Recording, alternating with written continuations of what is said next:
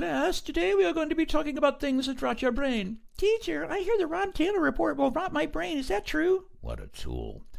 Well, that's correct, Susie. If you listen to the Rob Taylor report, it will rot your brain. Therefore, you must dive under your desk, grab the back of your head, and do the duck and cover maneuver. Let's see this example. Mama, I want to watch the Rob Taylor report. Timmy, no! It's too late. You've been warned. Children should not watch the Rob Taylor report. Somebody please think of the children!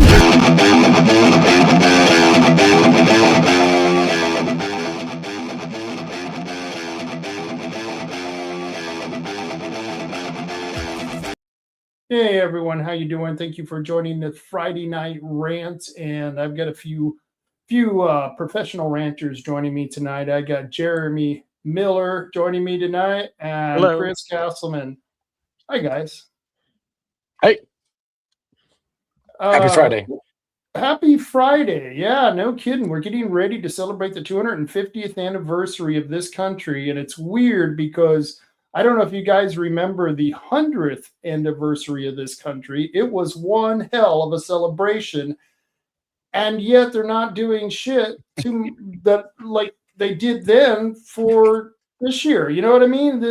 We got 250 years, and you're just not celebrating the way I think people should. I don't know. Maybe it's Oregon. I was in Texas at the time. We're very patriotic there. Are you saying the 200th anniversary? Yeah, the 200th anniversary. Did I say 100th? I'm sorry. Yeah, the 200th anniversary in 1976 was a blast. They brought in a wagon train across the nation, and they're not doing shit for this nation. It's like the only thing we got was a UFC fight, which, by the way, was kick-ass. I have to admit, that was great. I was -11. I was pretty young. You were -11. I don't remember the last one very well.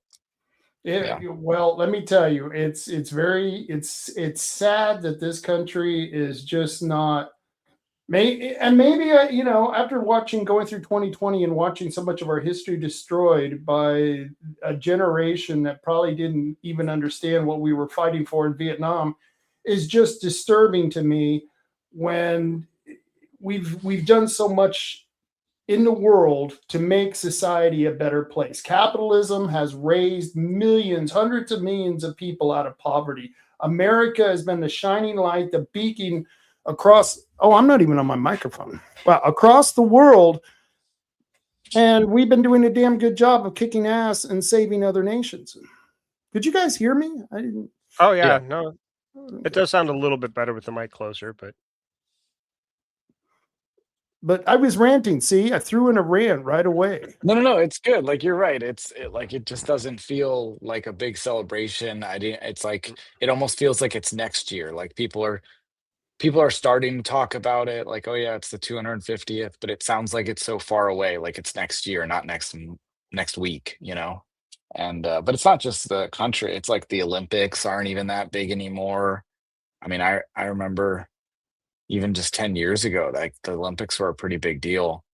Yeah. Now it's just, I think everybody's so distracted with all the other fun stuff in life. Stuff moves too quickly.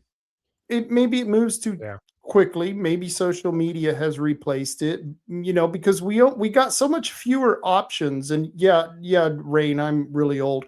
When I was growing up, I had a 13-inch black and white TV in my room, and we had 3 freaking channels to choose from. And let me tell you, when Miss America was on TV, your little 11-year-old eyes were just glued to that little 13-year-old, because you might get a crotch shot at some point in time, and that would be the highlight of your life at that point in time at 11 years old.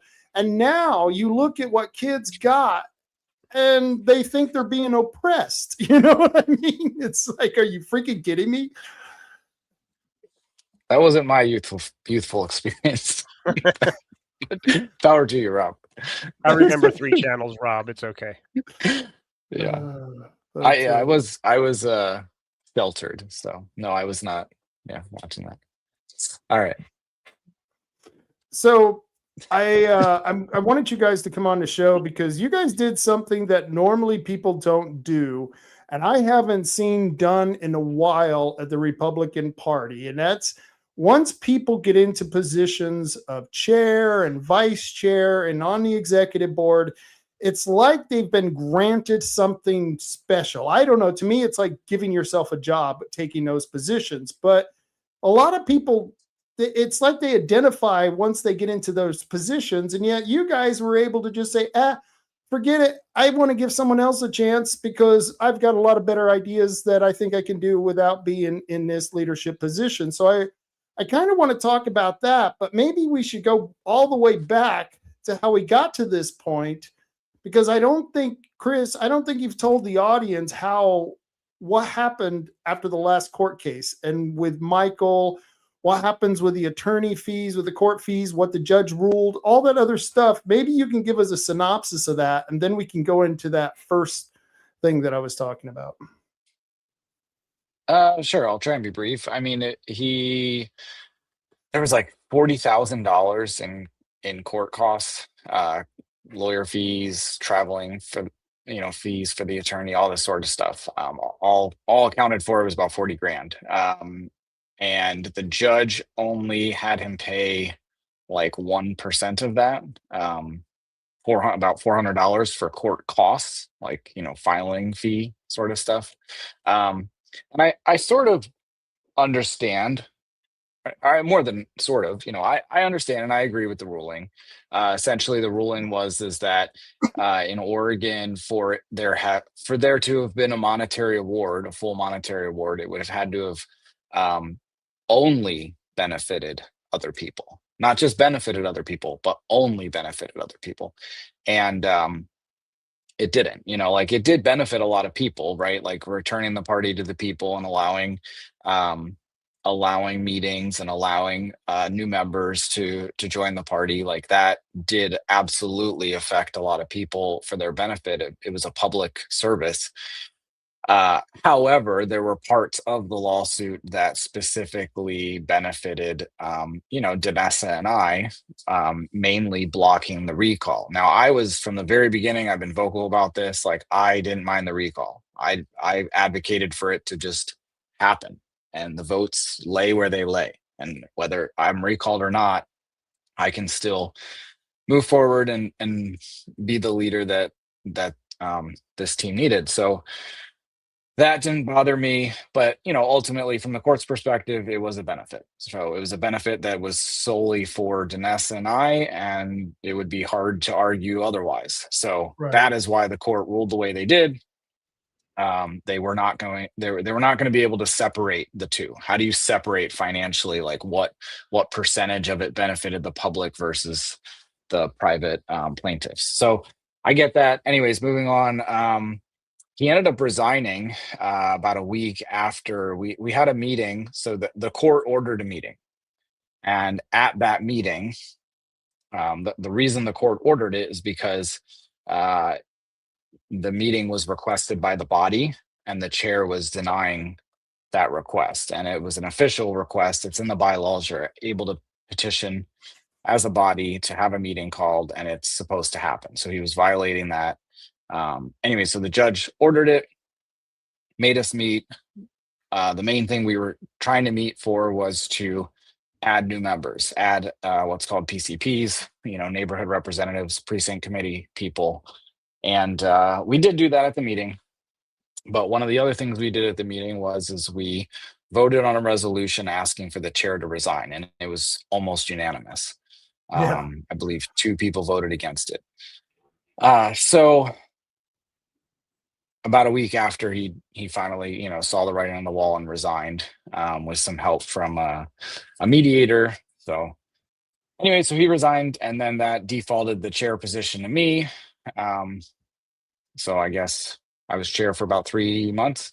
So that was that. And my goal throughout this whole process was to return the party to the people, was to get more people involved and give people an opportunity that they were not being given before. There's plenty of motivated and talented people out there who can help push the conservative movement forward. And my goal was to find them and get them involved. And I succeeded in that. A lot of us helped. We all succeeded in that. Even the people who stepped up, because I can't do that unless people step up and want to get involved. But ultimately, at the end of the day, if I'm sitting there in the chair position, well, that's one position I'm taking up that somebody else could be in, using it to their advantage. And a lot of the projects I want to work on, and a lot of the things that I want to accomplish over the next year or two, are all things I can do without that title. I don't need that title to accomplish these things. And fortunately, we were able to find an entirely new executive team that is able and willing to step up and move forward. And they all have talents in different areas. And I think we put together a pretty awesome team that is going to work well together. I didn't officially change the name, but I kept trying to reiterate that it's not an executive committee, it's an executive team. You know, you guys got to work And it's together. really not a committee, it's a board. Isn't Yeah, the executive board is on the central committee? Something. To me, it's a team. But I No get matter you. what it is Yeah, on it's a paper, team. you guys are a team. You got to work together. In And the bylaws and rewrite, think of we it can like maybe that. do that. Yeah, it's like it's overly structured, and that's the problem. It's like, guys, it doesn't matter who is chair. Right. It matters where we're going, and it matters how we get there, and that's what's important. So, but we do have someone who is chair and vice chair, and we have people for all those positions. So we have that structure in place, which is awesome, and they're good people. I think I said the other night when we were voting, because most of it was unanimous until we got to the end, and there were some like alternate positions, alternate rep positions, and there were more people running than there were positions, and I just kind of said, guys, this is like a good thing. This is amazing that we have more people who want to get involved, and you can't go wrong with any one of them. Like, I looked around that room, and I genuinely didn't feel like there was anybody sitting in that room that was like, oh, I don't know about that person, like, crap, hopefully they don't get it. Like, we didn't have to do that. And all the votes were unanimous all night. Except I think there were 3 alternate positions, and then there were 5 people running. So like, ultimately, 2 people didn't get in. But we'll get them involved in some other way. I don't think there are any hard feelings. So. Yeah, we got a lot. How of cool was that to to be fill. at a meeting where like everything was just unanimous? I mean, everybody was on the same page. And there were discussions about things, but like, ultimately, by talking it out, we all got on the same page. So when the time for the vote came, we all agreed. And that's, I think, what we need to keep doing. It felt right. I like the people who are on there, but I like Jerremy in the position of vice chair. And Jerremy, I'm kind of curious, what happened? Did you not want to run? Was it just not what you thought it was? Do you have something else to do? Tell us, please. I was interim vice chair, and I always viewed myself as an interim vice chair. I was there. I accepted that position a couple of months ago, just to help keep the momentum up and move the party in the right direction, which I think we're going there. I agree with Chris's statement that I didn't need to be in the vice chair position. I didn't really want the vice chair position, and I think who we have now is probably much more suited to that position. So I was really happy to that everyone agreed with me, and that we got the person that I nominated for that seat into that seat. So I was happy to give it up. I was happy to give that seat up, and I'm happy to still be in the leadership in a sense, in that I'm the 3rd alternate delegate. So I want to stay involved.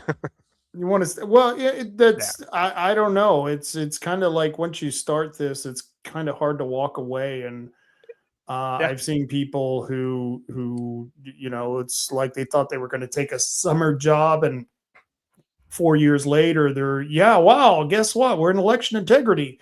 And so it's crazy. It's funny. Jeremy's being modest, though. He he came to the meeting with a ballot initiative, and Yeah. he has since emailed me 2 articles for our newsletter that are well thought out. I mean, the That's guy's some of the other stuff I want to do. thinking of, he's going. So I mean, that is like, dude, I can't thank you enough, Jeremy, for getting involved. Like, we need more people like you to step up. Seriously. Seriously. I'm not just blowing smoke up your ass. Like, you're one of the underdogs, one of the underestimated people, and you're doing it, man. So appreciate you. And I was never, I never went. The only position I held on the executive board was a liaison position between the board and other organizations, and it just gave me a vote on the executive board. You can do so much without it. The initiative that you were talking about, there's so much more that you can do in a county, and if you're not tied to a title, you get to do those things more freely and without having to explain yourself. And like TJ here, he says, when do we stop trying to be the bigger person? When can we yell at people? Well, when you get rid of the title. Once you get rid of the title, now these guys can go and yell at people like I do. And I was really rude to a lady this morning who was making fun of our vice chair, and I was just really nasty. I made a really nasty comment, and I even thought about it after I posted. I thought, wow, that was pretty bad. But then I thought, nah, screw it. Screw that lady. Don't talk about our friends like that. So that was well-deserved comment. What'd you say? I said that was a well-deserved comment because what that person said was nasty. And mean. It was a mean girl thing to say. That was the only reason to say it, was to be mean. Was it an actual person, or was it like one of those fake accounts? Or do we know who it is? I don't know who it is. So my guess is that it's a fake account for someone else. Sure. I could only guess who. I can only guess who, but I'll go back and check. I thought, oh geez, I said that, and I thought, oh wow, that's going to be someone I know, and I really just stuck my foot in it. But sometimes those things, you just kind of gotta let it fly. And when you have a title like chair or vice chair, you kind of have to watch what you say. And I know, Chris, you were kind of in that position. Didn't you feel kind of bounded? And Jeremy, I'd like to hear you on that too. Oh yeah. Personally, I didn't feel it, but I can see being chair that, you have to restrict yourself some. As vice chair, I felt like my position was much smaller, and it wasn't as important that I not say stuff, and I did say some stuff that maybe as vice chair I shouldn't have in this last election cycle, but I don't regret it. Absolutely were on point. Yeah. It was the timing for me. It was like we were counting votes and things for meetings, and we were on a very slim budget for that sort of stuff. So I was like, maybe I could just hold my tongue for a couple months so as not to like mess this up, and ultimately we ended up having like way more votes than we ever thought we would have for things. So I guess I didn't need to be so tentative, but no, but you did. I learned how to say things in more constructive ways, I guess. I don't know. But like, I just feel like our society we're a bunch of, can I say vaginas? Like like, gosh, I mean, people are very sensitive to any feedback, even if you're being constructive. And then like, if you dare raise your voice or dare say a foul word, it's like, oh, we support the military. It's like, do you think those guys are out there like being extremely reverent all day long? Yeah. Like, I don't know. I don't know what country they grew up in, but I'm not saying like we should teach little kids to say curse words just for the hell of it. But my gosh, people are sensitive. We're in a pretty weird world right now. Oh yeah. And but being in a position of power, and I shouldn't even say power because I hate that, because it really gives you no power. It just gives you a job, and a title. I mean, it just kind of makes you sound like you're a guy with a group of people behind you. You know what I mean? I'm the Well, that's how chair. we feel. Some people take it and they're like, "Ooh, I have power," and it's like, no, I always thought of that as a representative position. I was like the reason why I, maybe adapted a little bit was because I wasn't now representing Chris Castleman. I was representing all 16 plus thousand Republicans in Coos County. I don't know how many times I've said that at meetings, probably on podcasts. It was like that was the weight that I had on me. That everything I did and said was now representative of, or could be taken that way, right? Yeah. If people are like, "Oh, that guy's the chair," well, okay, now I represent 16,000 people. That's huge, So, didn't give me any power though. It actually, gave me a lot of weight and a lot of responsibility. I wouldn't call that power, but anyways. That's what I mean. A lot of weight and a lot of responsibility. Jeremy, I bet you feel the same way about that. Yeah, I mean, again, in my position to a lesser extent, but there was definitely a lot of weight, and even with small tasks and just trying to make sure things like our the event that we had in Coquille for the election, making sure that everybody was on the same page and just that things went off well.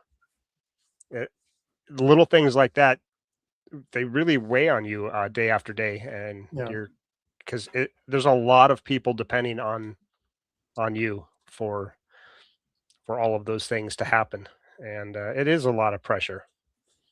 And so I don't know that I never sought that that position. So again, happy to have somebody there who I think is going to do a lot more than I probably ever would have in the vice chair seat. I think Danessa's in a good position. Danessa Reigns, for anyone who doesn't know, is now the vice chair, and Steve Nye is the chair. I think both of them are very good people, very capable people. And Danessa is a powerhouse. She is someone who is just never stopping. She always has incredible ideas. She's always moving forward. And I think it's a perfect position for her because, once again, she's kind of like us in many ways. She's like a bull in a china shop, and she goes after something. She goes after something. And that's why it's kind of nice to have Steve at the top, because he's the most congenial person I know. You know what I mean? He's a people person. Yeah, for sure. I don't think I'll go we back could to have the had. idea. Oh, go ahead. Go ahead. I was going to double back on the 16,000 Republicans. It was that, and it was also like I was acting as a salesman for the 20,000 NAVs, and independents that exist in the county, right? Like you can't leave them out of it. And then you're also trying to not piss off I don't know, what is it, 12,000? There's not as many Dems, but trying not to enrage them and incite them. Yeah. By saying too many things. You've already have several times. That's the funny part. Yep. I want to be your friend Go back now. and mend Really. bridges. Yeah. No, that's politics. That's politics. One day you're slinging mud at each other, and next day you're fighting for the same issue. And that's something I want to talk about. But used to be. Now they'll just destroy your life. This lady here, Desiree Collins, I was thinking of running for the mayor of Coos Bay. And Desiree, I think we would like to talk to you about that if you're serious. What do you guys think? Absolutely. Anybody who's interested in running, we should come on down to the headquarters, and we have a committee just for supporting Republican candidates. So yeah, it's rough when you see people run unopposed, especially people who need to be challenged. I've actually made some headway with Joe Benetti. We've had a decent relationship the past year or so that's good. But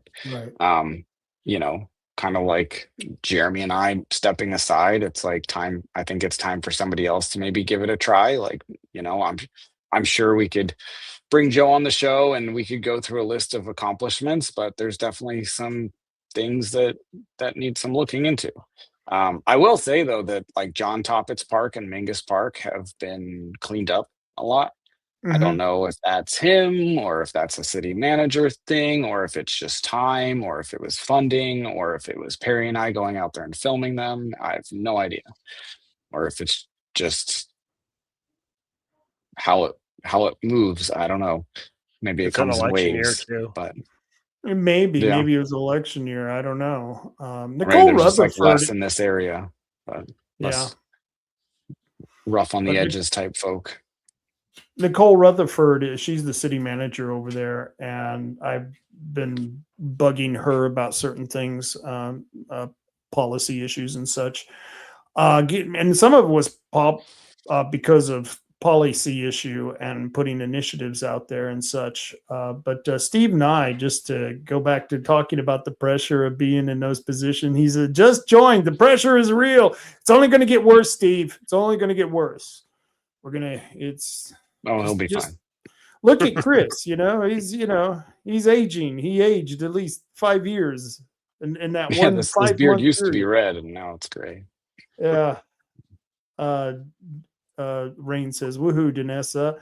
And Hezekiah says, it's not that hard to enrage them. No, it isn't. And he says, they have been cleaning the Charleston Visitor Center recently. Yeah, and they're going to get a new kiosk in North Bend. What was that new kiosk I saw somewhere?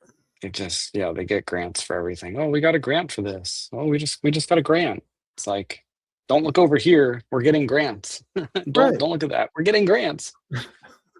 And it's to spend shit on things that, okay, once they build it, they spend the money on the grant building it, then they don't talk about where the money comes from to maintain it and to replace it when it gets vandalized, because we know it's going to get vandalized. Well, it's all tourism centric, and honestly, like if you're being real with the citizens, like merging Coos Bay and North Bend into one city and using that as a power to attract people to this area, calling it like the Coos Bay area, just drop North Bend. I mean, if you're not from around here, you've never heard of North Bend and you really don't care too. Like North Bend doesn't mean anything. I'm sorry, guys. It really doesn't. It's Coos Bay makes sense.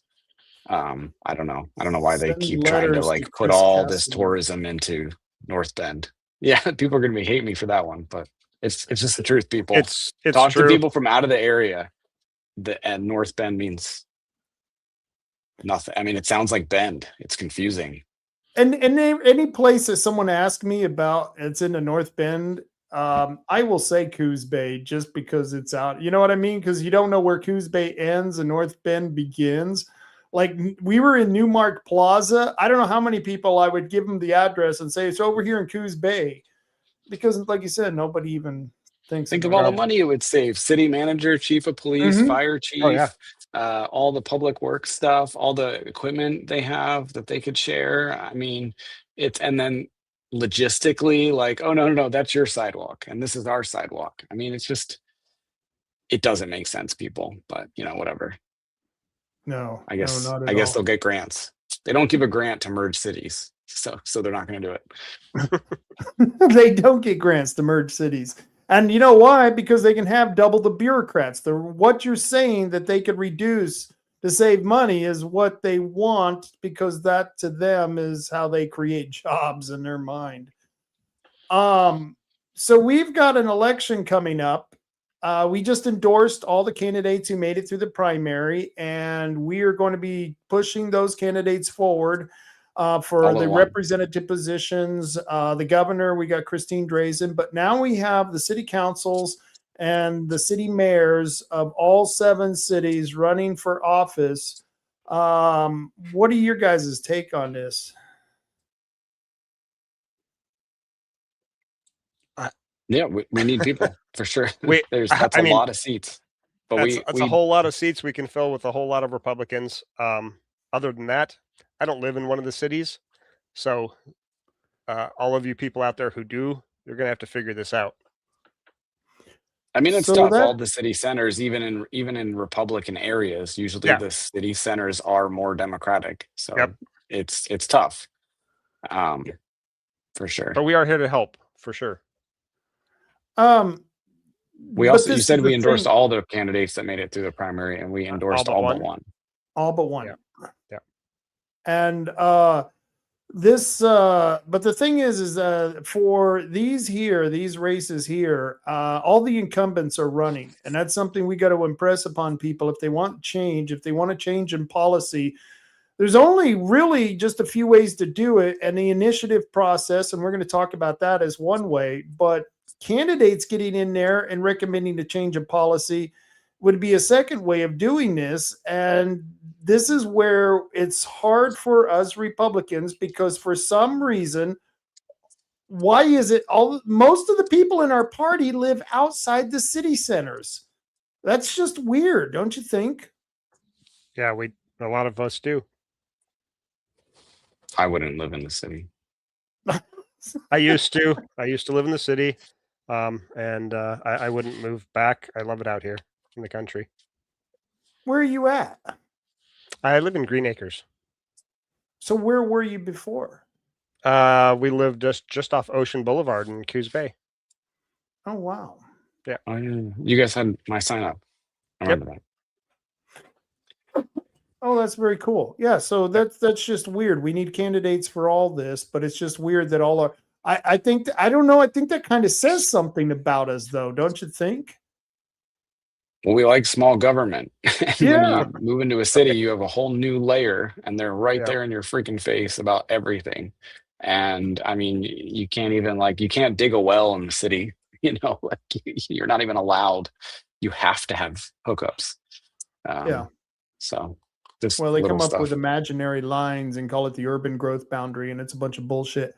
But the thing is also I think as well is that this is the other common denominator I find with our group, is that a lot of us either have run small businesses or we're running small businesses now. And that's another common denominator throughout the thread of our group, is that so many of us live outside the cities, and so many of us are basically running our own damn businesses. Yeah, I think that's a big common denominator for a lot of us. But I'm not sure how those two tie together, but there it is. No, but that is weird, though. You know what I mean? Because it just seems like a lot of us are. I think it's because that's why we're so self-initiated. I think that's why our group is so active, and I think it's why we're freaking out a lot of the political establishment, because they just don't know what to do with us, because they're used to the employees. They're used to, oh, we're going to tell you what to do. We're going to tell you how to live, and we're not those type of people. Well, some of the people from the executive board before I got on, and when I was on for the first year, are people who worked in government, right? They had government positions, so all that bureaucracy, they're used to it. They're used to asking the person above them and this and that, and being nice to everybody. And it's like, no, my loyalty lies to metrics and progress, and it doesn't care who the fuck you are, honestly. So, but you're right. That's I didn't think of that, but you're right. That was something else that was common. A common denominator amongst the last executive board was a lot of them were retired public union workers, and they were receiving PERS as Republicans on the executive board. Not that there's really anything wrong with that, but I think that it just kind of demonstrates that, just what you just said, is that we're definitely a distinctly different group of people. And I don't know. I just don't know how can we capitalize on that? I don't know how. I think PERS is pretty crappy. I don't care who I piss off by saying that. I mean, if you're going to take money by force from people and keep it after you're performing a job, you're no longer performing a service. You're no longer doing it, but you still want our tax dollars. I think that's crap. I think they should set up actual retirement plans like 401ks, just like everybody else has. And you can, they don't even need to set it up, because you can set it up yourself. But if you want to contribute your own money, your own paycheck, not the company, meaning the government, not that the government gives you 4% every paycheck. No, because that's also not money you're earning. It's like, I don't understand where the concept went of like, you perform a service, you get paid for it, end of story. You don't I get know. extra. You don't get extra when you're done working, like years and years and years after. I mean, and then some of them double dip. You've got the college president at SWAC. She retired in 2021, I believe. So she's getting Mhm. her pension, but then she's also working as president still. So she's still getting paid and paid from her pension. It's insane. So it's theft. It's all theft. It's crap. It's total crap. And people know it and they don't care. Mhm. They feel entitled to it. They're like, I was promised this and all my coworkers get it, so I should too. Yeah. It's like, well, tell that to the small business owner who isn't like is barely making any money and all their taxes are Yeah. going towards your pension. It's fucked up. All your yeah, it's really fucked up. Sometimes Um you lose money as a business owner. Like you think about like you never get a job and you're like, okay, you're gonna get $20 an hour, and then like you get your paycheck and it's like negative 800. Sorry, right. you owe us 800. It's like that's what a business is like. And there's an upside to owning a business. That's why people own them. So there Right. there are lots of upsides, but just very weird concept of, oh, 10 years after I retire, I'd still like your tax dollars, please. I mean, Yeah, imagine if you well, had to go door to door asking for that pension money, like you had to go collect it. It's like you would never do that. You would be killed. people think that about Social Security that I've called it an entitlement, and people go, well, no, I paid for that, and it's like, well, yeah, but you paid for all the other programs too, and that's why I say if you qualify for them, go get them. But the fact is, the Social Security, it's not a guarantee, because if we go into default, we're $40 trillion into debt. We don't have that money sitting aside in Social Security to say, oh, don't worry, guys, we'll just go back in the back room and give it to you. I mean, they'll print it up, but what will money be worth at that point? And so I don't think people understand that this is something that can go away at a blink of an eye. And I would imagine probably the majority of the people who are getting up at my age, that's all we got, Social Security. Yeah, it's sad but true. It is sad but true. It is sad. And then you look at places like New York that want to take away private property. Did you see that in New York today, where they're putting caps on 2-year leases on what is it called when they keep the rent down? They won't allow the landlords to raise the rent, and gosh, I forget the term for it, for that type of housing. But eventually they're going to go to public housing. And you think government, they're shitty at providing the mail? Wait till they're providing your housing. I don't know. So, Jerremy, you've got an initiative. I know you were working on an initiative. I talked to Marty, and Marty, rent control. Thank you, Rain. Rent control. So that's what they were doing. They got 2-year rent control on 2-year leases. They got rent control on it, where you can't raise people's rents. And what they're eventually going to do is they're talking about seizing those housing and making it public housing, which, they did so well with the public housing in the inner cities. They're going to do it for everyone. And it's just sad what's going on here. But your wife was right. She said it was rent control. That was the word I was looking for. Anytime government seizes private property, and it always turns out well. I mean, just historically speaking. I wanted to kind of, think about brainstorm some initiatives, and I just came up with one. I would love to. We should do one on rent control. I wonder if you could do that in the county. If the county, they don't have it, but you could stop it before it started. Control rent control. That would be the slogan. We do have rent control in Oregon, though. I mean, do we? Yeah, that was instituted. I don't know, 4 or 5 years ago now, where they have rent control caps. So you can only increase rent by a certain percentage each year.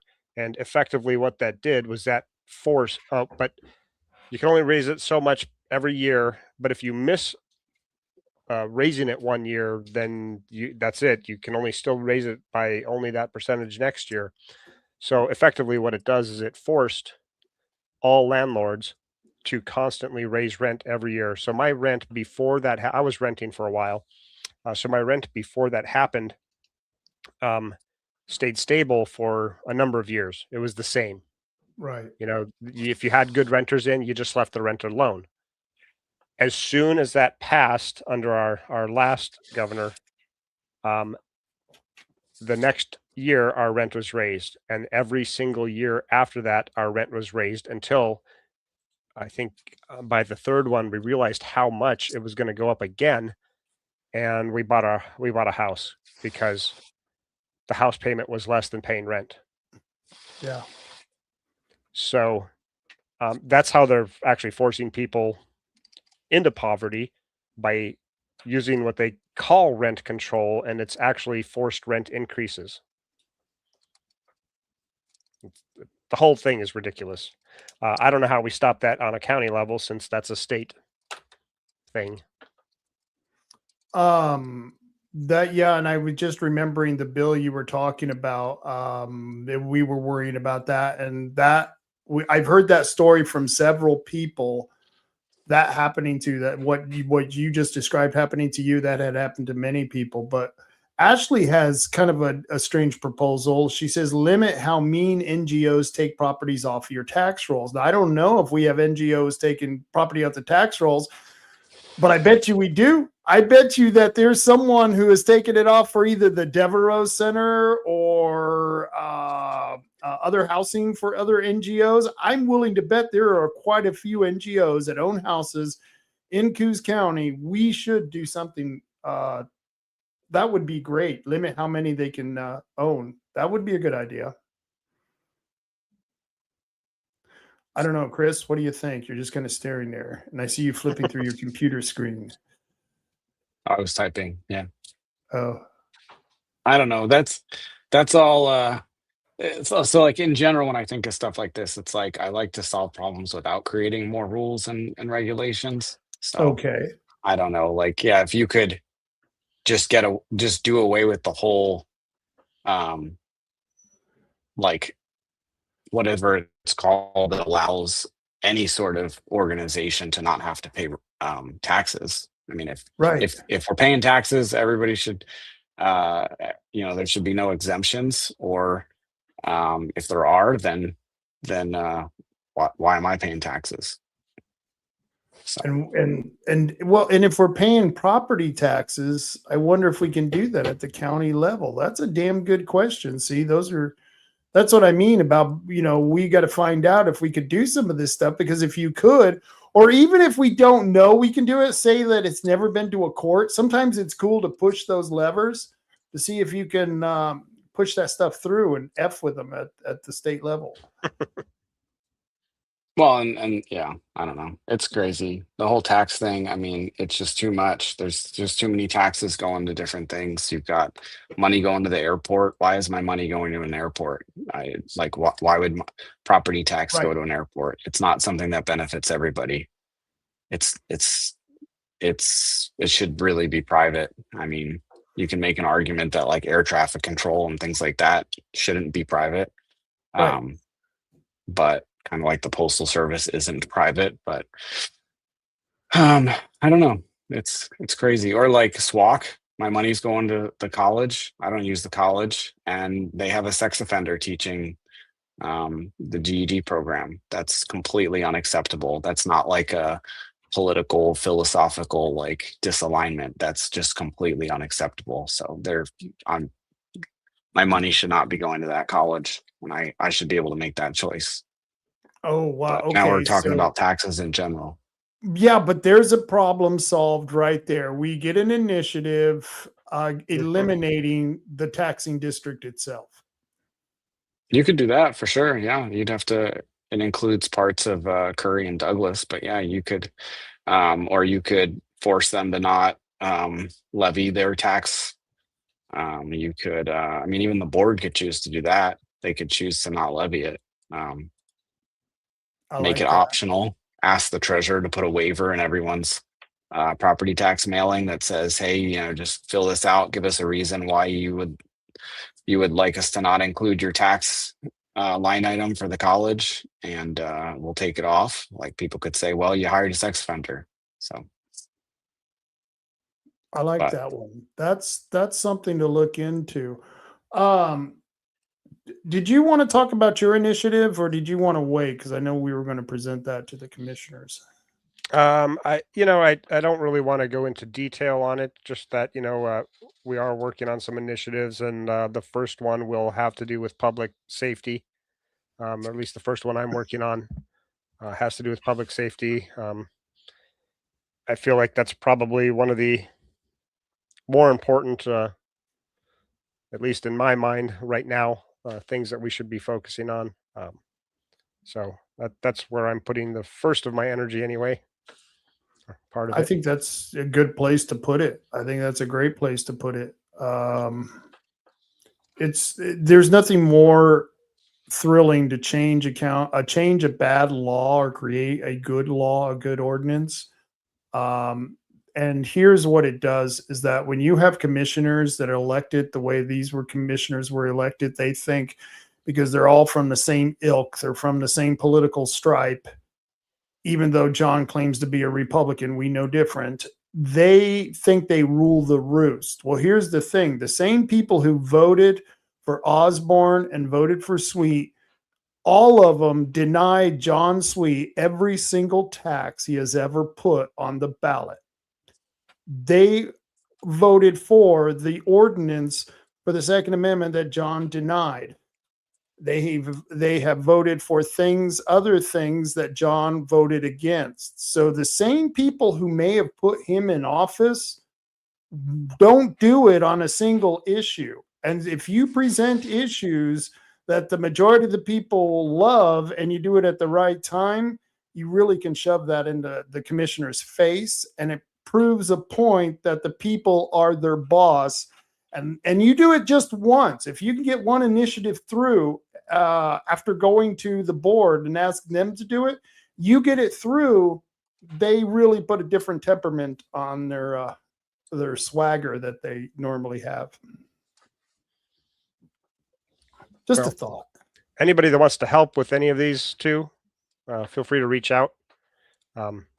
Because the more help we have, the more ideas we have.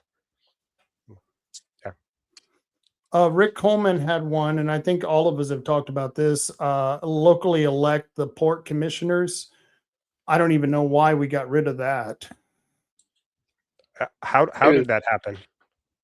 it was when it became an international port, and the governor is allowed to appoint them. And we voted on that, and I forgot what tax perks we got out of that, but we voted on that as a county.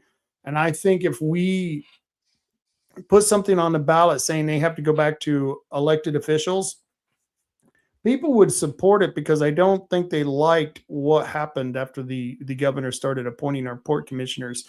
That's about the same time they started having all these projects that, you know, they get a lot of money for them, hundreds of millions of dollars, and then the project never appears, which I'm willing to bet is going to happen again with the port project. What do you guys think of the port? Anything else you think we should even work on with that? I mean, getting the leadership moved to people in the county would be best. I think that would have bipartisan support. So I don't know legally if that can be done without removing the international title, but I don't know either. Be cool. That's the other one. We'll have to throw it to the clerk and see if she approves it. The DA definitely worth looking into, though. Yeah, I think it's absolutely. One of the other ones that was denied in Roseburg was the election integrity. Go back to hand counting. Don't use the machines. That type of deal. I think with the Supreme Court ruling that's going to be coming out on the mail-in ballots and stuff, there's going to be some changes in Oregon anyway. And this might be a bottom-up top-down kind of approach between the federal and the local governments here, where we kind of put a lot of pressure on the state for its bad voting rolls, for its bad procedures of using machine. They tried it in Douglas County. The court rejected it. We got to find out why the court rejected it, see if we can rewrite it and throw it up against the wall. But you guys like the election integrity one? Show Sure. ID. I like it, but I'm not sure what the court rejected. So yeah, we definitely have to take a look at that. Yeah, I wonder if it was rejected from like for some weird caveat. I mean, if it was just very simple, focused on no machines, no machine counting. So everything has to be hand counted and that's it. And word it as simple as you can, as direct as you can. Haven't looked into it much more than that, but I feel like that should be legal to do at the county level. So This is the cool thing about the party having committees. You could take that petition and throw it to the election integrity committee. And people like, you have Marty, you have Leslie Johnson, you have Mary Murphy. They could just, take that and one of them be the chief petitioner.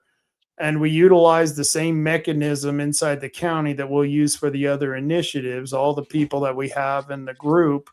And maybe we could get more volunteers to go out and get these signatures, because those pop-ups are great. It's, it's sad that more people don't come to the county. I mean, to the headquarters to do those signatures. But those pop-ups work great because people, they're lazy. They like being able to drive off the side of the road and sign something and leave. It's unfortunate, but it's true.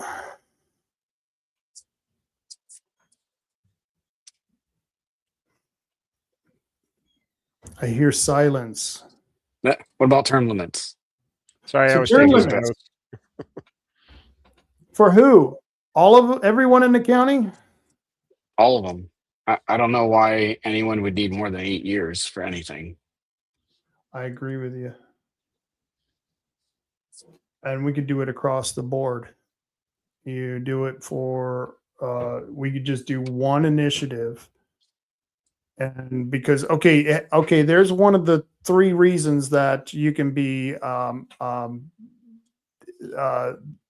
they can deny you. It has to be legislative and not administrative in nature. And it has to be a single subject, and the wording has to be legally complete. So the single subject, you could do all the positions just by one term limit, because sometimes you have to, single that stuff out. But on this issue, you could just make the old issue about term limits and get every single one of them, the treasurer, the assessor, the clerk. Oh, that'd be cool. Yeah, you could, as long as it's one topic. So term limits would be the topic, and everything else could be either enumerated under that, or you could just put a flat, all county elected positions are limited to this term or this number of terms. So when we did the Second Amendment sanctuary ordinance, we went to 18 different counties, and 3 of them we had to go to the court. And for 3, actually there were 4 different reasons. 2 of them were the same reason, but the other 3 that were different, the judges ruled, like one said the same bill, the same Second Amendment sanctuary ordinance didn't have the right legal wording to it. One said, in another county didn't say that about it, but what they said is, oh no, it covered more than one issue, and ruled against that. And then the other ones, I forget the legislative administrative thing that he said on it, but it was funny. All the judges ruled something different of those 3 caveats of why you can have your initiative refused. And so until we got it to the higher court, it was funny to show and demonstrate that the judges, they really don't know what the fuck they're doing. They literally, and you know why we know this is we had Tim Smith, we had Tyler Smith in the courtroom. He represented us in each trial. And Tyler Smith, during the trial, the judge looked at him and she goes, I have never done one of these cases. I really don't know what I'm doing, but I'm going to go ahead and rule against you anyway. She literally said that in the court, and we're looking at each other like, what the fuck? How can this even? I want to see the reporter in there. And of course, there was no reporter because they don't like to report on these types of things. But crazy shit, man. And that's why these initiatives are important, because you prove things. You prove to the people what kind of commissioners they are. We had so many commissioners deny us a vote at the commission level, because when the commissioners put it on the ballot, it's called a referral. They were majority Republicans and they voted against us. They didn't even want to support it. So that's the great thing. We need to take every single one of these initiatives, go to the county commissioners and ask them if they'll take it. And if they don't take it, we ask them why. And then when we're out there getting signatures, we explain to everyone why their commissioners really aren't the people they think they are. Yeah. Speaking of commissioners, what about capping their salary to some sort of relation to median salary? So maybe equal to, like, it cannot be higher than median salary in Coos County. I love that idea. Shouldn't be making more than the people you represent. I mean, there's obvious caveats. If you're a prosecutor, with the DA's office, that's a very specific job, requires a lot of costly education and experience, but definitely different. Maybe you could exclude them. Maybe you could exclude some of the positions, but for the commissioners, you could cap the commissioner's salary and then make it so they can't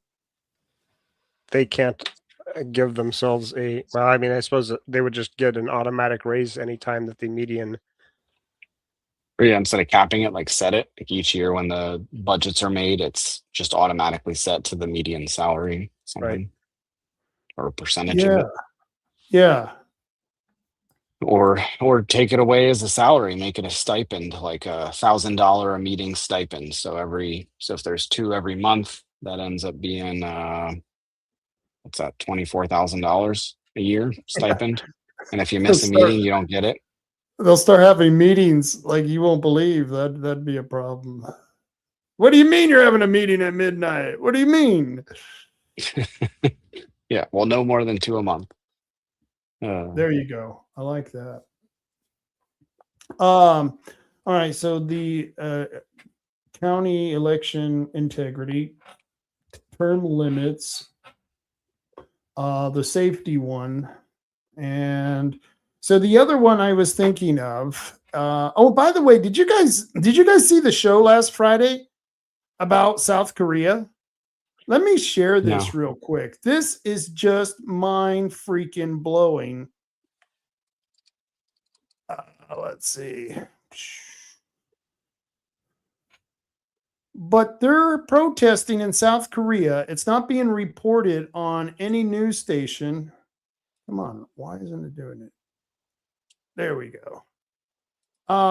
It's not being reported on any news station. And here it is in South Korea. Their protesters are demanding an election do-over.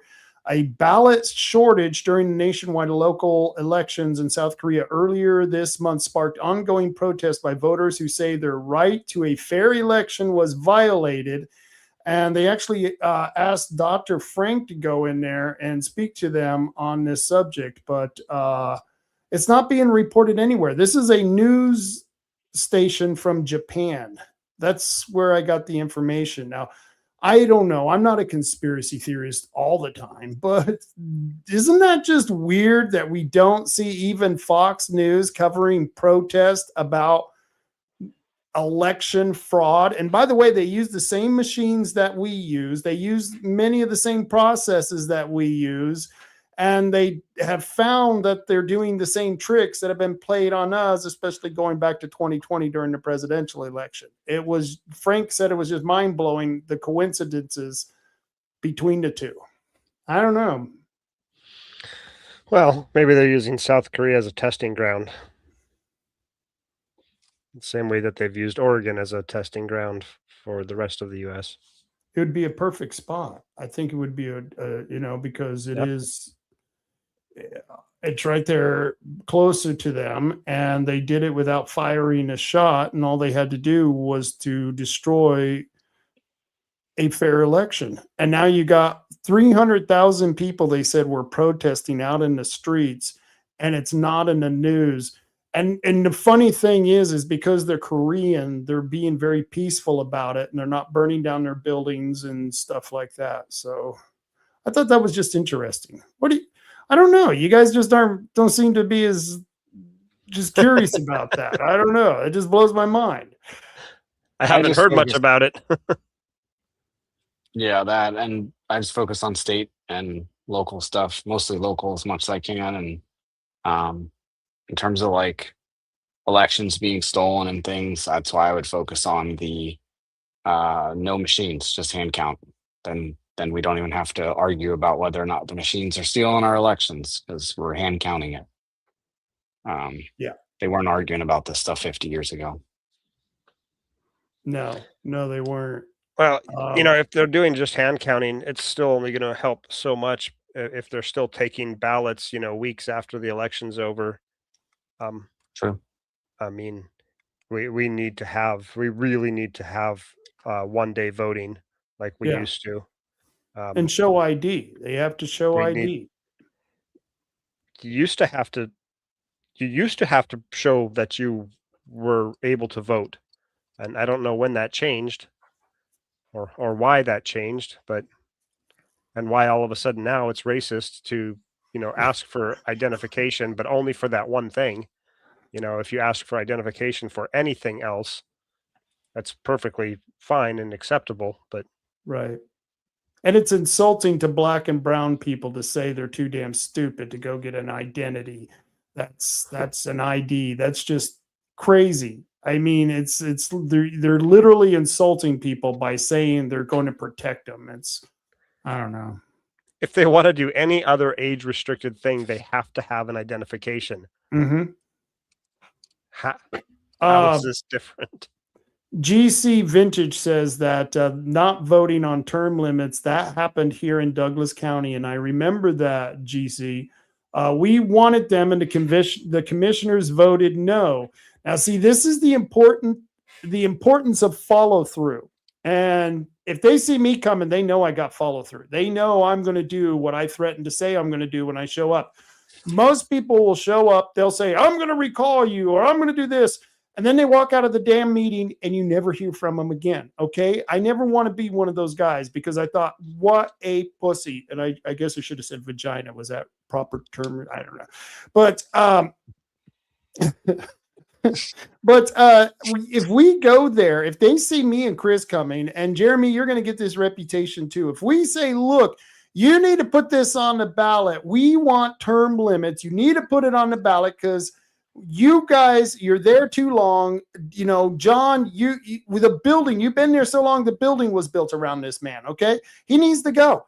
And we need these term limits. And if they refuse to put them on the ballot themselves, we can then take it to the ballot after shaming them and do it ourselves and get the people to vote for it, because I would be willing to bet, even if we got them to vote on it, they would vote no against it as well. But it would show their true colors. Yep. And I think that's what we need to do for most, if not all of these ballot initiatives.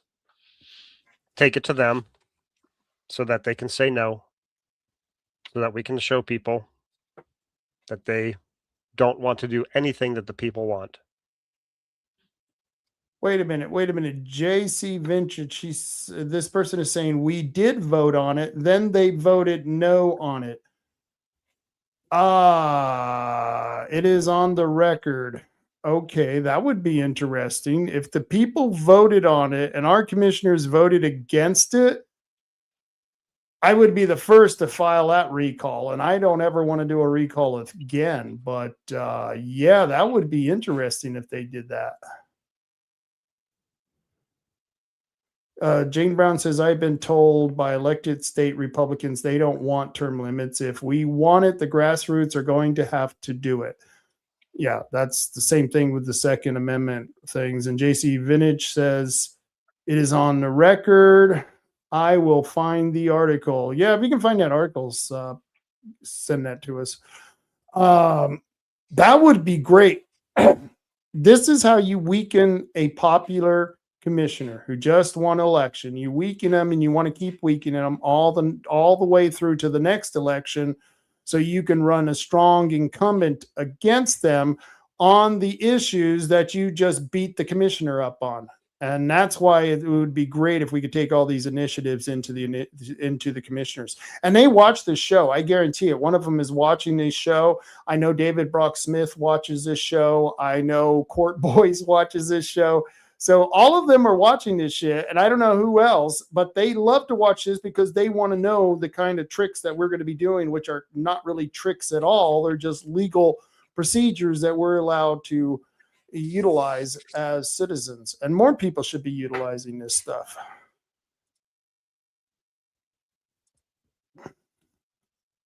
Liberty Cave says one recall to recall them all. Douglas County passed term limits, then the cartel voided it. Wow. I didn't know that. I didn't even know they could do that. So that's a caveat. Maybe, okay, there's an initiative right there. Yep. We do an initiative saying if we pass an initiative, you filthy, dirty, rotten rat bastards on the board, you can't deny the voters their ability to pass an initiative. We're going to pass an initiative. This is a great idea. I love this. An initiative protecting initiative. Yeah, initiative protection initiative.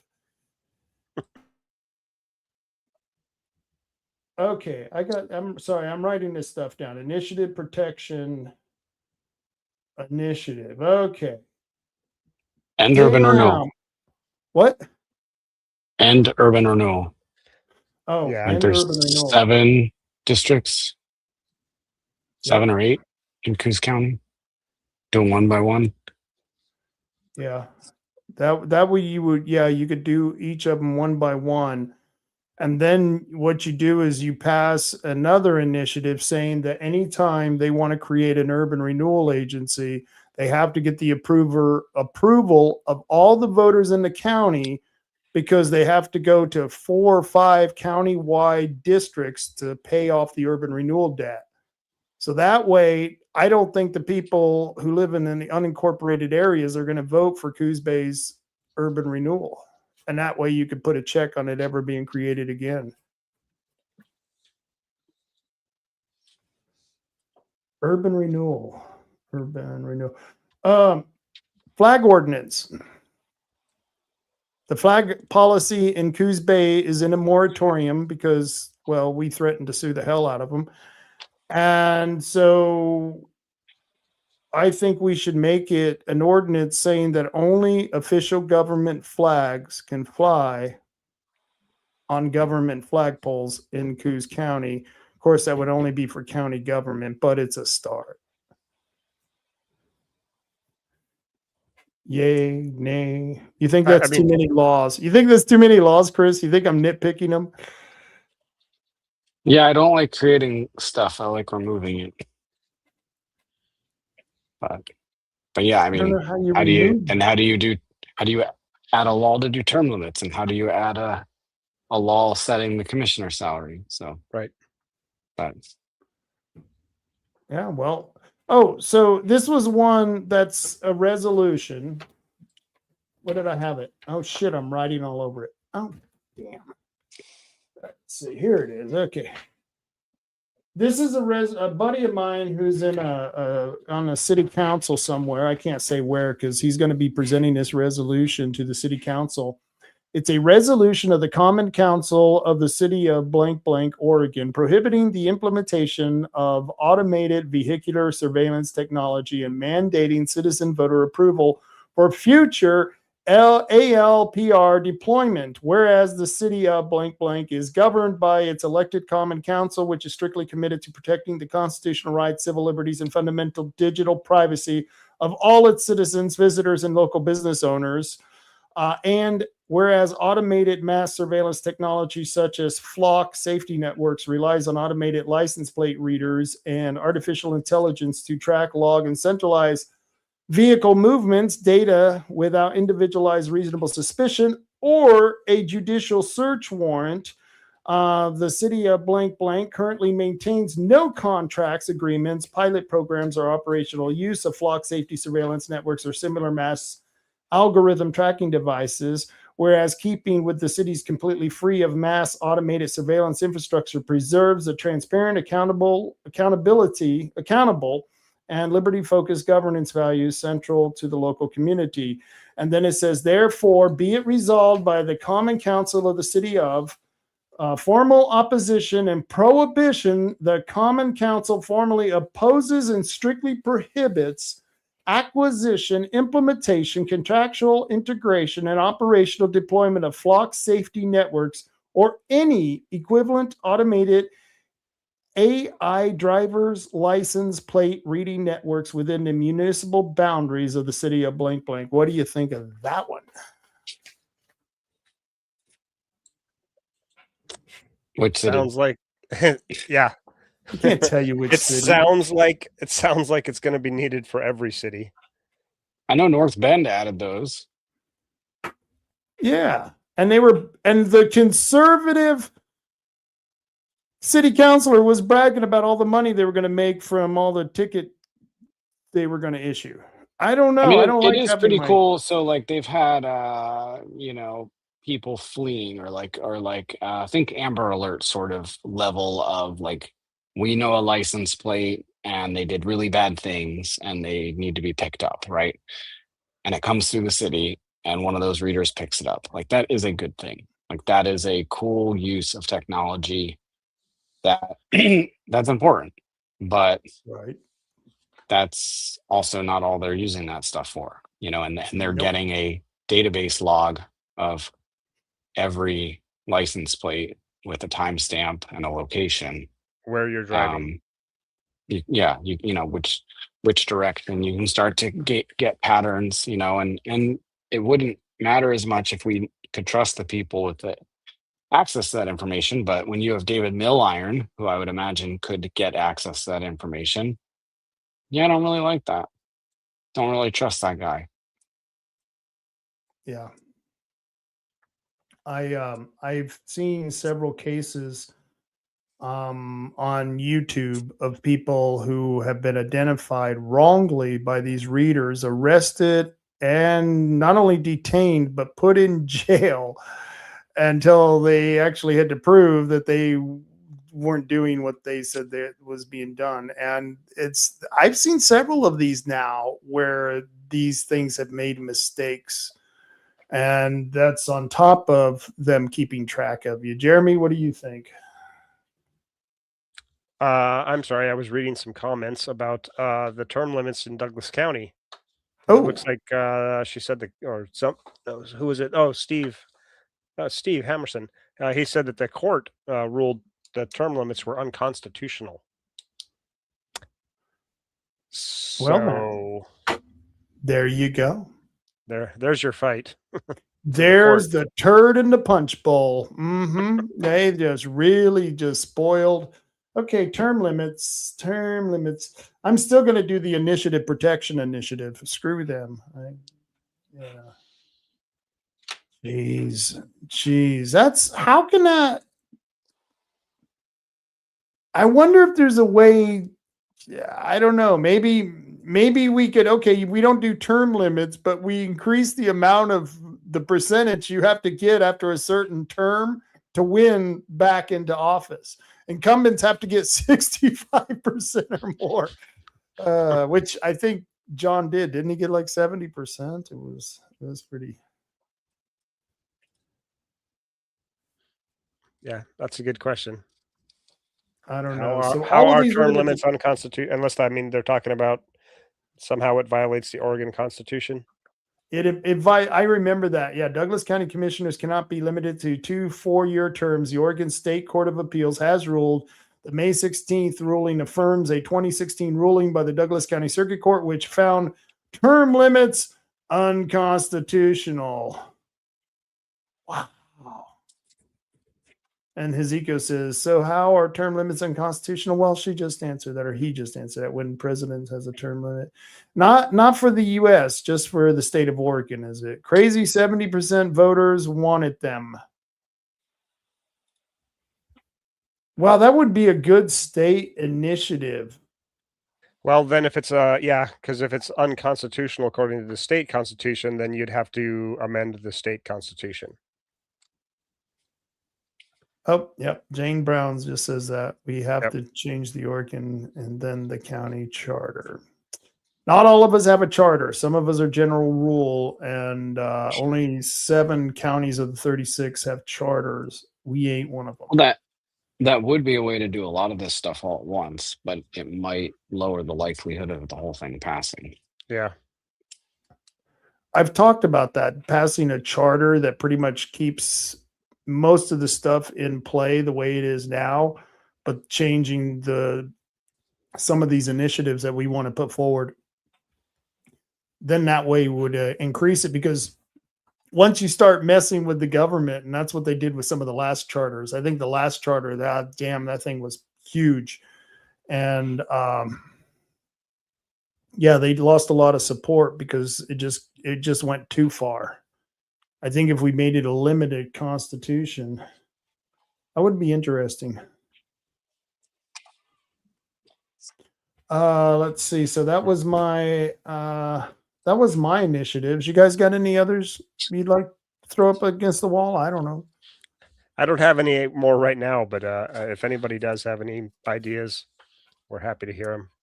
I think we got to pick like the top 2 and go for those. Yeah. I know we could make it before, it comes to the ballot. IP28. If it doesn't pass, we should work on an initiative that would make it a natural right, a human right to hunt and fish, and just like our ancestors. That would be a good initiative to do on a county level. Be a good one to do on a state level. Yeah. The problem is I don't know if these granola eaters would go for it. Hey, I eat granola. What's wrong with granola? These burqa wearing, daisy spitting, tree hugging granola eaters. That's what we got here. We don't like your kind. That's funny. You guys hug trees in Oregon. Get over yourselves. Well, not because I'm an environmentalist. It's because I'm weird and like to hug trees. It's a kink thing. Everybody needs to get going, guys. Hug. Yeah, me too. I'll let you guys go. I'd be on here for a half an hour, and it's 9:17. But we always say that. Do you have to go to work, Jeremy? Yeah, I do. I'm sorry. I'm sorry to hear that. Some of us have to work still. Damn. Not all of us are on a triple pension, Rob. I know. I know. Triple pension. Boy, don't tell anybody. All right, guys, I appreciate it. Thank you for all the updates and all the infos. And let's get working on these initiatives, because I think a couple of them could be really good. Yeah, definitely. Thanks for having me on. No problem. I'll talk to you guys later. See you guys. All right. And that was Chris and Jeremy. 2 very good people. If you're doing these kinds of things and running these these initiatives are going to be important. And like I said, it's a good way if you got a county commissioners, a board of commissioners that is adverse to your ideological beliefs, adverse to conservatism, old-fashioned conservatism, people who don't believe in limited government, who love taxes, who love increasing your taxes. If you got a board of commissioners like this, these types of initiatives that we talked about, I've ran several dozens of them in the counties. I have an 80% track record of passing these initiatives. So I'm pretty good at getting them across the line. And so if we can get some of them going, these are the types of issues that crosses the party line, and you can start pulling in those non-affiliated voters because they are just as much concerned about these individual issues as anyone else is. I mean, you probably get some Democrats on there, so it's a good thing. Let's see. I want to get to some of these comments. Jane Brown says, Rob, that initiative has been filed to make it a constitutional protected right to hunt, fish, etc. Oh, well, hey, looky there. There is an initiative that has already done that. And I thought there was. Now that I think about it, I do remember. Is that initiative, Jane, if you're still watching, let us know if that initiative is active, if they're still getting signatures or starting to get signatures on that one. And Ezekiel says the Oregon governor has a term limit. Why can't the rest of the government have term limits? And you are correct, sir. You are correct. We're going to have to do some more investigating. I'm going to have to talk some of my legal beagle friends and see what they have to say about that, because that's pretty damn important. Let's see. Wanted conservative candidates for Coos Bay and all 7 cities in Coos County. So if you live in Lakeside, you live in Powers, you live in Bandon, you live in Charleston. Well, actually not Charleston. And I said Lakeside, right? North Bend and Coos Bay. If you live in these cities, they're going to need to have choices. Choices are the best thing you can have in the world. And if you want to give someone a choice and run for mayor, run for city council, that's the greatest thing you can do for your fellow citizens, is give them a choice, because they get tired of voting for the same jackass, or not voting, or not participating at all. And that's why we get stuck with so many of the same old politicians over and over again, because no one is stepping up and taking the challenge. Well, we are asking people to take the challenge, and you can send me an email anytime. Let me see. I think I even got the emails. Let's see if I got right there. Yep. Rob Taylor Report. Well, that's my website. Let me see. Do I have my email up? Wow, that was stupid of me. I don't have my email. So let me post my email real quick here. To create a banner. Rob at robtaylorreport.com, and enter that. And let's show that. There we go. If you want to send me an email because you're interested in running for office, I can get you in contact with people who can help you out with your campaign. If you're a conservative Republican, we are taking applications for candidates to run for the Republican Party. Yeah, you will have to answer a couple of questions. You know, like I said, we want to know, are you for limited government? Are you for lower taxes? Are you for individual rights? Then we want to talk to you. And there are a lot of people out there who are willing to step up and help out with those campaigns. You just got to reach out and ask us. And that's just some of the things that we are doing at the Republican headquarters, now that those of us who are actually doing stuff are now running the party. People who are running the party, they actually enjoy doing stuff. But one of the things we had been doing for the last year, we've been doing petitions. We started in July of last year. We started 2 petitions. We started the Vote Before Tolls petition, and we were doing the End Vote by Mail. And let's see, we had a repeal the governor petition that popped up for a few months, that came and gone. Then that failed. And then we had that gas tax petition. That was another referendum, and they only get 90 days. We actually got enough signatures for that.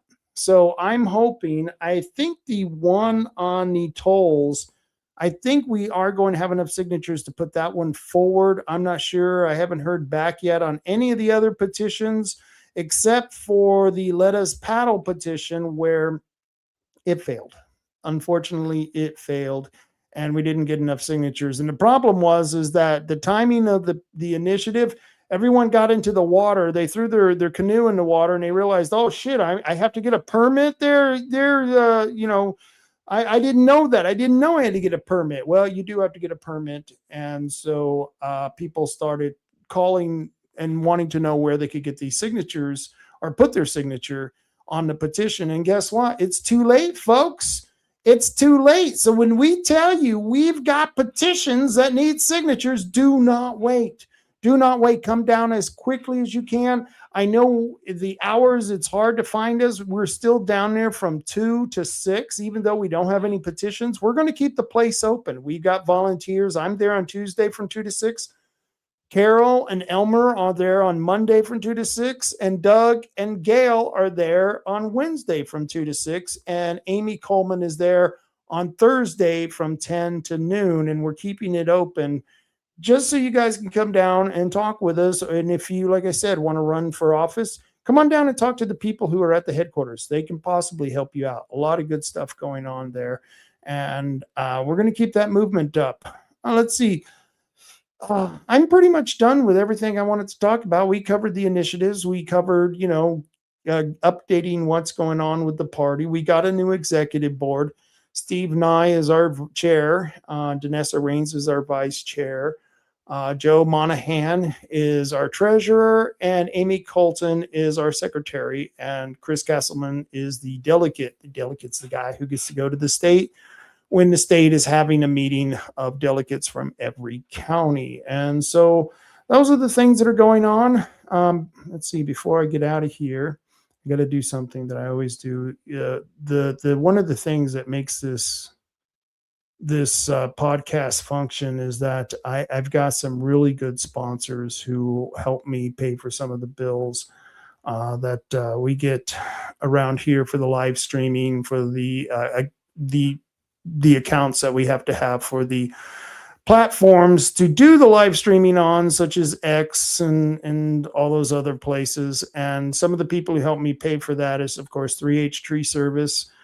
They've been with me a long time, since going back to the old radio days. 3H Tree Service. If you need to get those trees taken out, they're the best people you can call. 541-294-1800. They're licensed and bonded. And of course, Matt Holman there on the right-hand side. Actually, it'd be your left-hand side. He is a licensed arborist, and they can do tree removal, tree trimming, lot clearing, and they'll remove those trees with surgical precision. And I'll give you a free estimate. So give them a call today. And of course, Tom and Gigs. Tom and Gigs they were one of my very first sponsors. I remember getting the radio station to take my contract. And we were looking for sponsors. And of course, Tom and Gigs, Tim over there and Shanna, they said, oh, right away, we want to be sponsors of this show. And I appreciate that, because they are local people, and you should support these local people. Like you're going to go anywhere else outside of Coos County to get your car fixed. Wow, you'd have to have a really nice car then, and have someone specialized to work on it to justify that. And why would you? Because Tom and Gigs, they can pretty much do all those good things for you. They got lift kits, they got performance accessories. If you need if you need shocks and struts and alignment, they can take care of all of that. If you need to find out if your car is travel worthy, they can check your tires. They can check your car and make sure that it can go on one of those trips. And that's a good way to make sure that your family is safe. And if you need something, they can take care of it right there. They're at 135 South Shenman Street in Coos Bay, Oregon. That's in the Empire neighborhood, right behind the car wash. And their number is 541-888-4660. That's Tom and Gigs, 541-888-4660. And say hi to Tim if you go there, because, well, they're doing the right things for all the right reasons. Expert installation, quality products. Your ride is worth it. And of course, Herbal Choices, the cannabis dispensary of my choice. Herbal Choices, they have 5 locations, one in Bandon, one in Charleston, one in North Bend, one in Coos Bay, and one in Reedsport. And remember, this is a drug, so you have to be 21 years or older just to get into the building. And you can find out more at the herbalchoices.com website. This is a drug, so do not give it to children. Do not operate any cars or heavy machinery when you're under the influence of marijuana, because it is a drug. You shouldn't do that. It's just not good.